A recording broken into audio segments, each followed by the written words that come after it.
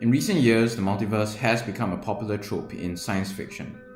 In comics, TV shows, anime, and video games, the multiverse serves as a great narrative tool that opens up parallel worlds, inviting all sorts of possibilities for storytelling.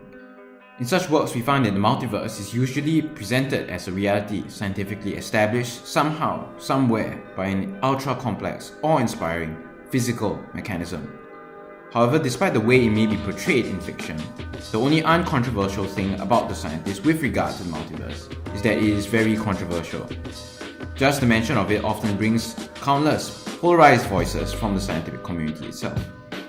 And the controversial nature of the multiverse does not only involve its existence, but spills over to its scientific quality as a theory.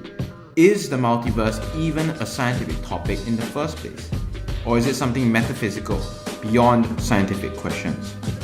This makes the multiverse a case in point with regard to the issue of demarcation. What makes a theory scientific rather than unscientific? With that said, let's consider how such issues can be illustrated with the multiverse debate. One common critique against the multiverse is that it doesn't meet the most common form of demarcation, Karl Popper's falsificationism, which basically proposes that what separates relativity from astrology is in the former's ability to, firstly, exclude certain empirically testable outcomes, and secondly, survive empirical tests that seek to falsify these predicted outcomes. In other words, a theory has good scientific quality if it is testable and if it survives tests. We can immediately see how such a way of demarcating science will create serious challenges for multiverse proposals.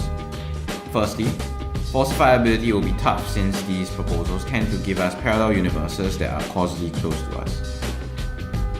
Hence our cosmic visual horizon, i.e. the fact that we can't make observations outside of the universe into parallel universes, becomes a problem for the testability of multiverse proposals. Secondly, the multiverse as a concept remains too flexible. Multiverse proposals often shift between multiple theoretical formulations, just as a Freudian theorist would shift interpretations to shimmy observations into the Freudian paradigm. Multiverse proposals therefore need to be more specific with their theoretical structure in order to afford more testability. Thirdly, most of the popular multiverse proposals imply an infinite ensemble of other universes beside our own.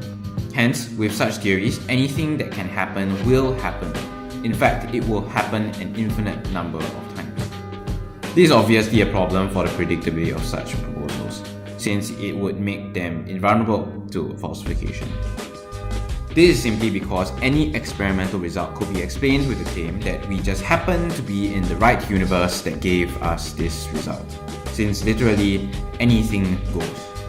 Testability therefore seems inherently impossible for proposals of this sort. Hence, such theories do not fare well with Popper's demarcation. But what if we ask, do we really have to do this Popper's way? How about theorizing somehow within our own universe instead? And indeed, there are ways to do this, one of which is found in hypothetical deductivism. What this means is that instead of requiring direct testing of the multiverse, we may argue that the multiverse is instead an unobservable entity that is logically implied by strong scientific theories.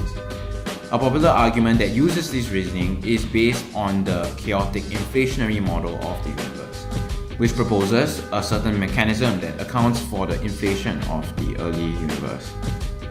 Entailment of this mechanism is that there will be an infinite number of separate spacetime regions called bubble universes.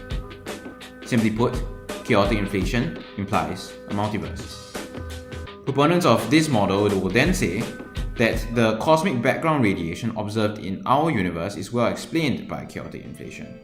Hence, via such a hypothetical deductive route, they argue, a multiverse might be shown to exist.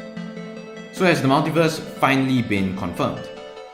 As you might guess, not quite. It seems that there is still much room for disagreement about whether the pattern is necessarily entailed by chaotic inflation.